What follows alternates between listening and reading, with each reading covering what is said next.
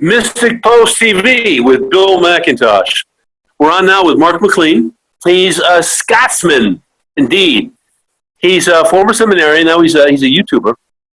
He was born and raised well in the Catholic faith. Always had a love for Marian Apparitions, which is our topic today. And one of his favorite movies growing up was Miracle of Our Lady of Fatima.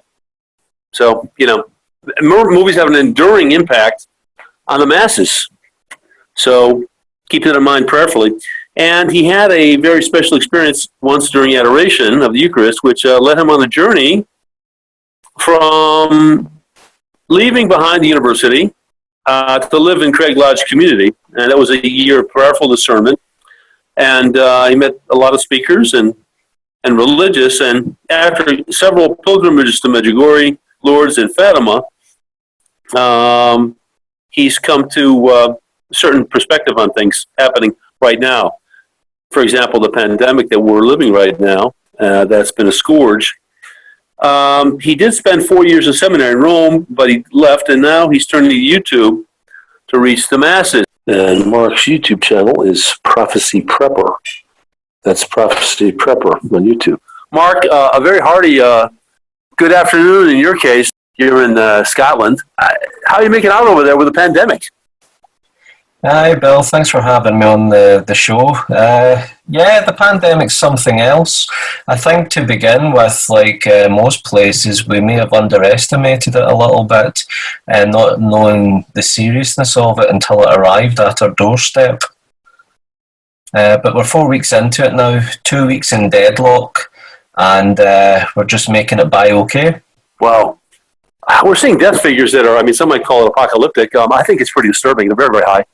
I have to confess, I don't know where exactly it is. I just remember reading early this morning, and the numbers were astronomical. I think it's way beyond 10,000. It must be, I think it's 20,000. But be that as it may, if it's not 20,000 now, it'll soon be. We've since a while ago surpassed the number of those who've died on 9/11.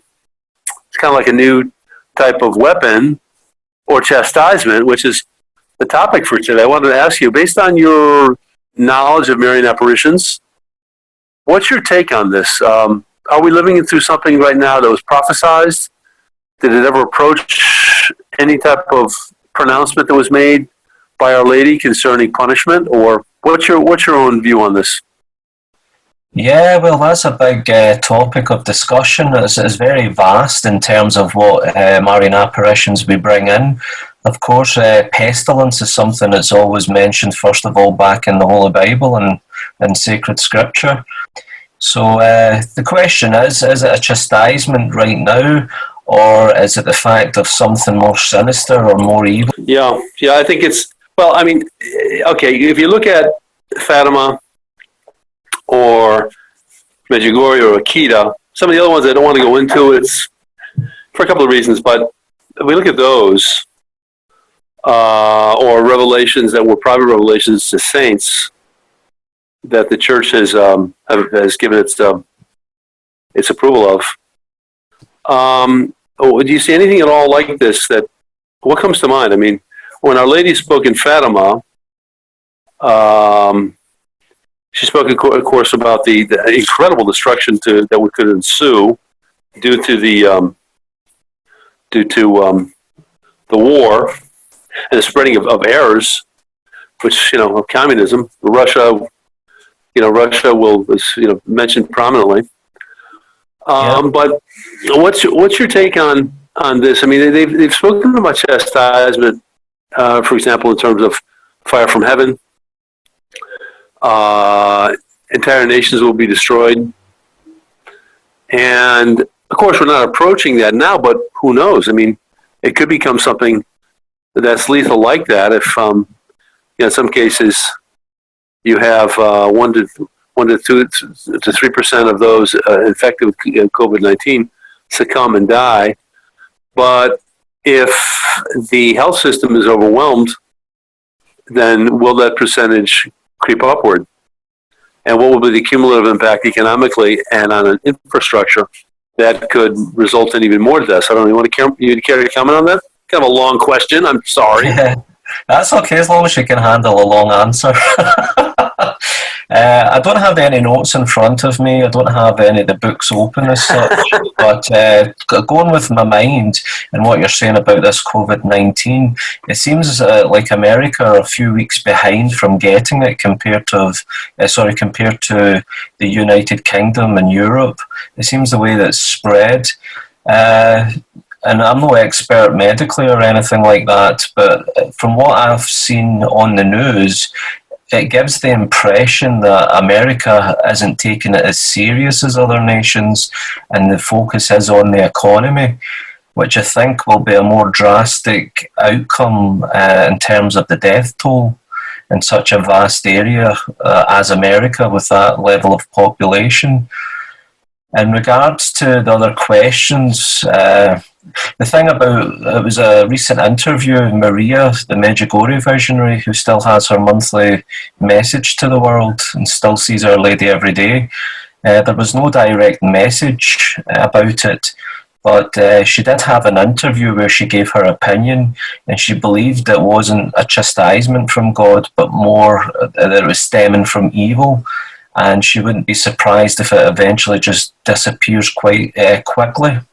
And those kind of words kind of reminded me of the circulation of a book that's going out right now. It was written back in the 80s, I believe, The Eyes of Darkness. And in that book, there's a few pages speaking about the Wuhan virus and how it would be unleashed in 2020. So you take that as a fictional book, but rather remarkable in what's been written back then. And again, it's to disappear, according to, if you had to read that. But like Maria, the visionary, said, if it is stemming from evil, that's her own opinion, then what does that mean? Is it the case that the way the world is still going, that it's just getting further corrupt, it's further going into evil? And going back to what you say when you mentioned Fatima, is when we think of the fire falling from the sky, Our Lady stopped the angel with the flaming sword from setting the world on fire, and where he shouted out, penance, penance, penance. So the time that we're living in is still not a time of chastisement or punishment from a just God. It's still the time of divine mercy. It's still the time of grace. And these ways are for a time where we can really use this time of silence or regaining our senses and really putting God back in the first place, more prayer time than ever. The amount of masses online all over the world now, we have access. I can go from Holy Mass today in Scotland, tomorrow I can have Mass in Peru, and then the day after I can have Mass in Rome. I mean, there's still good coming out of all this, although the churches are closed. Yeah. And it is a time of great discernment. But I do think we are in special times all the more. It was no coincidence, I believe, that Mariana, the visionary, who's to reveal the 10 secrets in time from Medjugorje through her priest, Father Petar, the day I received a notification that the bishops of Scotland decided through prayer to close the churches for the feast day of St. Joseph on March 19th. They announced this on March 18th. Now, of course, that was always the time where Mariana says that Our Lady told her in the future the date would be significant. And I still believe the future that will be significant. But on March 18th, just past, she received her annual message and apparition, but afterwards Our Lady told her she will no longer receive them on she will no longer receive the second of the month message or apparition anymore. It's just significant timing. I don't think it's a coincidence at all. Things are moving. No. There's no coincidences. You know, I mean, this is really pretty shocking. I remember when it happened.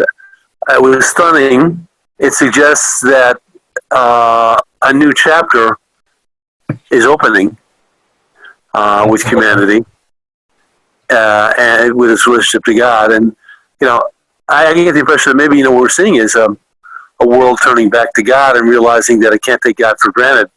The church is being closed, of course. The fact that you have, you know, tens of thousands of people who are no longer able to be attended to by a priest or family as they die. which is a huge wake-up call for humanity that it has so long taken God for granted. You consider the fact that in so many places, people, if they go to Mass at all on a holiday, they'll go in their bathing suits, maybe. Some, well, not all, but unfortunately, maybe many people have that attitude, as if they're doing God a favor by showing up to Mass any which way. And so, of course, it can't be like that. It's got to be. There's got to be reverence in our life, and I think that this could be. I don't know what your opinion is on this, but I think that maybe this could be God's way of waking up the world to the fact that death is a reality. You know, you think about the fact that a fellow I know that went to high school with me. I graduated in 1976, and he passed away. And then there was another graduate of my school from the year 2007. He's only about 30, 31 years old. He died too. So we had a lot of young people dying. But I'd like you to tell us what exactly, if you had to summarize it in a couple of minutes, what has been the message from Medjugorje about chastisement? What has Our Lady stated about chastisement? I'd like to see also what Our Lady has stated in the Akita apparitions. But regarding Medjugorje, what has Our Lady said? Yeah, Punishment. So like you mentioned at the beginning, I've went from seminary to now kind of putting my studies and a bit more belief of the Marian Apparitions into YouTube. My channel name is called Prophecy Prepper as it stands. I think it's evolving into something maybe a bit more for church-based, but it's kind of finding its identity now. Now, the most recent video I did was putting all those apparitions together on a whiteboard and really putting it through, and the success of it really seems to have paid off with the many views. In fact, I believe it's how you found me yourself somehow. But it's a lot to kind of put into one question in a couple of minutes. I mean, that video alone, after much studies, condensed down to 34 minutes or so, and there's still more to come. So it's such a vast subject. The thing that highlighted on that video was chastisement as a recurring theme in our messages throughout different apparitions, from Fatima through Akita. I know the other one I haven't mentioned, which I do find significantly linked, is Garabandal. However, Medjugorje, she hasn't really spoken in the same way with such severe and clear messages to the world. It's as if Medjugorje is the place where she's coming as a mother, as the Queen of Peace. She's telling us every day, repeatedly, about prayer, about fasting, about Holy Bible, the Eucharist, conversion. These are the things constantly repeated. I do believe the chastisements are contained within the 10 secrets, but the visionaries did say that there's also within those secrets like times of grace. One of such secrets allowed to be revealed was the permanent sign that will be there for more conversions than ever, a sign directly from God, which echoes the same description of the one in Garabandal. Straight away there is a link. They also says one chastisement was actually averted because of the response to prayer and fasting in our messages. But they say the other ones that are still to come will come, they have to be done, but they can be lessened based on our response back. And as they keep repeating, this is the time of grace, this is the time to convert, don't wait for the sign. And if you look into the book of Revelation, I don't have it to hand right now, but there is a part when from chapter 8, even Lucia Fatima says, read the Apocalypse, and I'm pretty sure it was specifically chapters 8 to 15. Now, if you start with chapter 8, we're speaking about the trumpets and the seals already going, breaking and sounding and such. But there's one thing that the angels have to wait until the people of God are ready. All these things are coming, but the angels are waiting until we have the seal. Now, there's many biblical scholars from all denominations, I'll say all, but see, in simple layman terms, I think that time of waiting is this time of grace. Prepare now, don't wait for the sign. Turn your hearts to God now. And I think that's what's happening, because whatever tribulations, whatever chastisements come, if just people, those who love God, will see it and accept it because it's still an act of love and mercy to waken the world. Yeah, God yes. is a God of love. He's still a God of love, and this is still the time of divine mercy. Sure. No, the thing is, the specter of death, which is inevitable. I mean, everybody knows. I mean, 10 years ago, you could have driven down the street when everything was rosy, or somewhat, and then what do you see? Funeral homes. You see churches with funerals. You see cemeteries. And then there's activity there. Well, why? Because dying is a constant.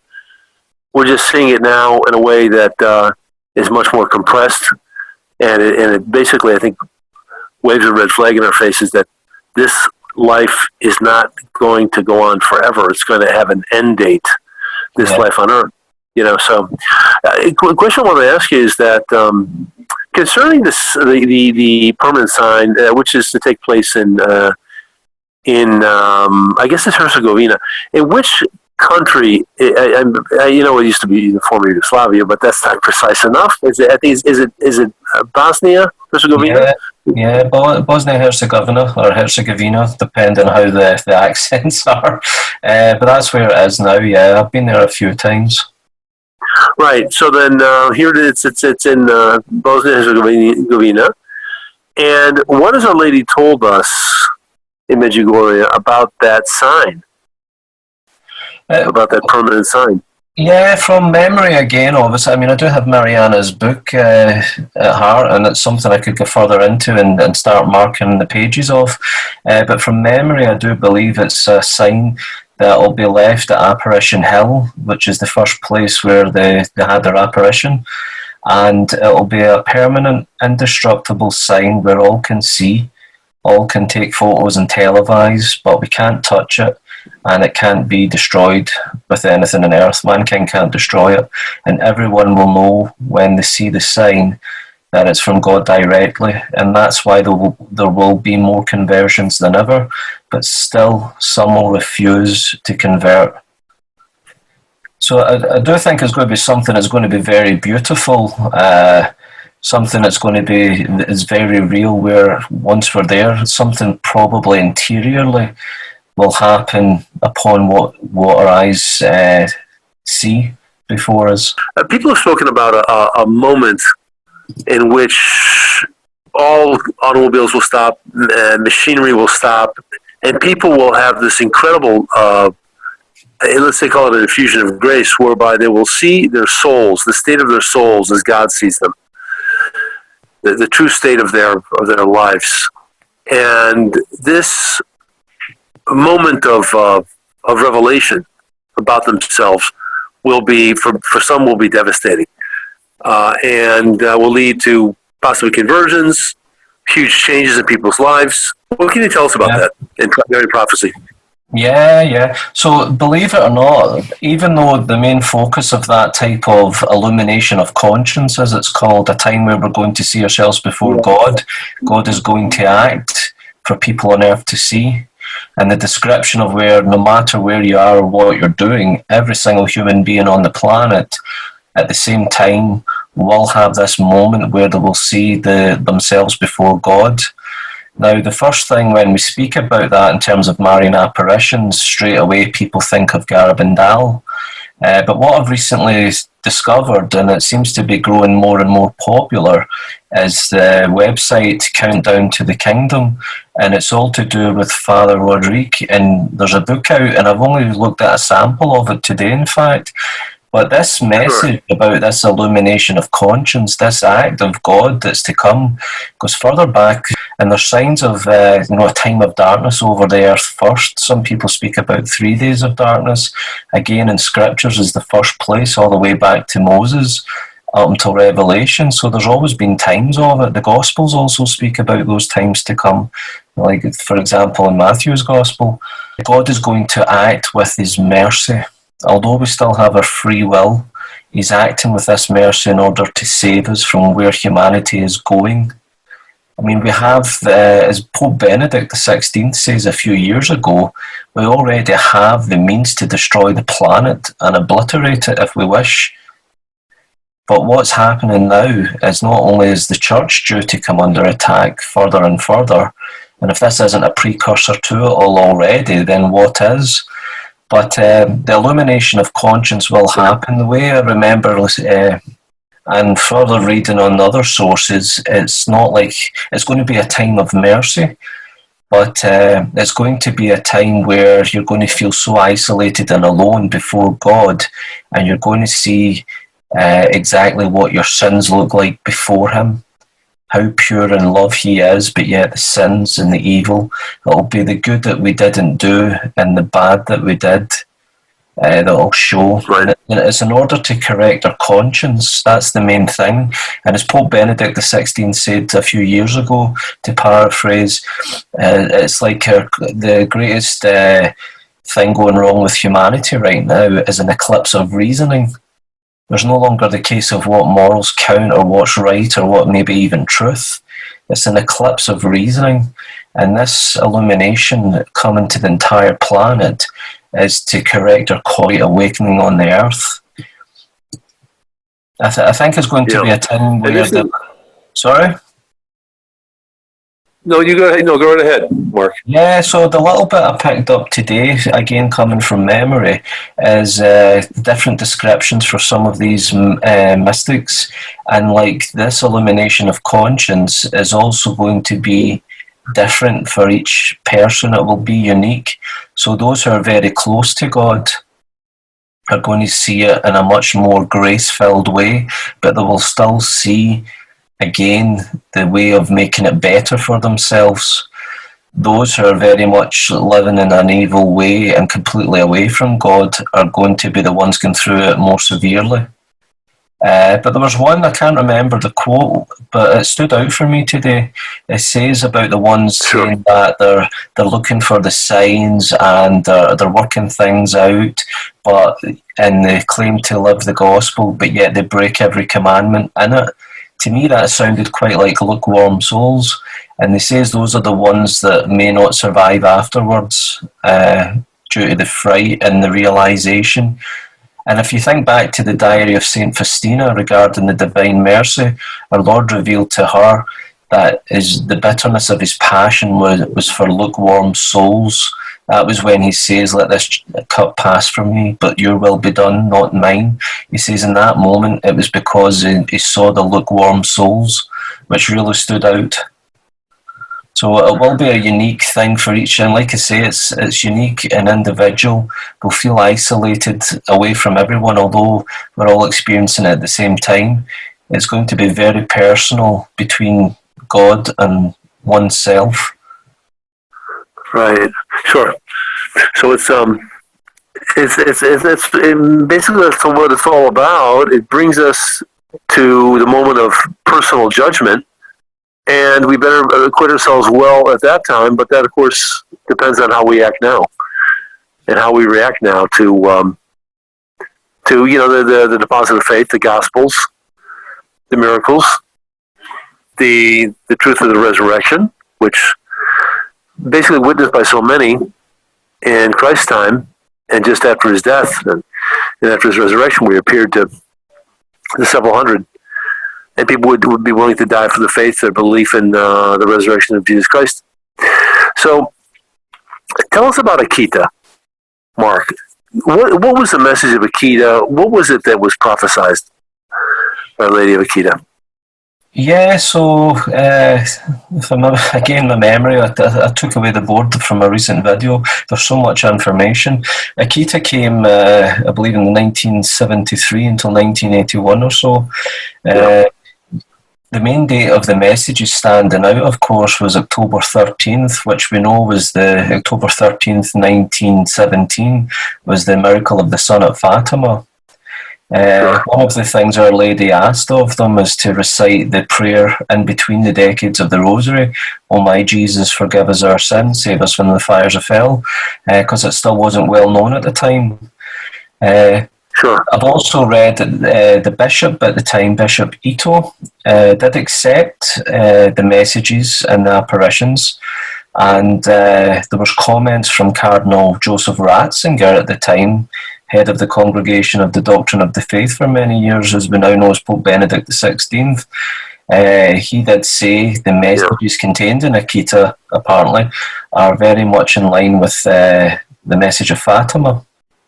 Now, there's a lot of conspiracy out there that not everything was revealed about Fatima, which seems to be the very end chastisement, even though with all these other ones, if you have to put it in order, it's as if we get the graces, we get the signs, we get the illumination of conscience, we do have a time of tribulation and we come through, but if mankind still doesn't change for the better after all that, then the end chastisement seems to be, which is, as far as we can see, is contained in Akita. But the more worrying thing, apart from all these signs or chastisements, is the battle within the church, which is a massive thing that people seem to forget about. She spoke about how Satan will even infiltrate the church.